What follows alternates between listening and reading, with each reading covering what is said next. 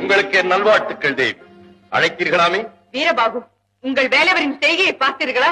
ஒரு பெரிய நாடகத்தையே நடத்தியிருக்கிறார். நாடகமா? அதென்ன? உங்களுக்கு ஒன்றுமே தெரியாதா? ஆஹா. உண்மையாக? ம்? ஆஹா. அடே அப்பா, வேடம் புனைவதில் நீங்கள் அனைவரும் மிகவும் கட்டிக்காரர்கள். அண்ணன் தம்பி இருவரும் அழகாக நடிக்கிறீர்கள். அப்பன் ஈசனை கூத்தாடி அவன் பிள்ளைகள் நாங்கள். எங்களுக்கு நடிக்க கற்றுக் கொடுக்க வேண்டுமா? நினைக்க நினைக்க என் மனம் வேதனையாக இருக்கிறது. விஷயத்தை சொல்லுங்கள் தேவி. வேலவர் யாருக்கும் தெரியாமல் ஒரு வேடுவ பெண்ணை மணந்து இங்கு அழைத்து வந்திருக்கிறார். இது தெரியாத உங்களுக்கு?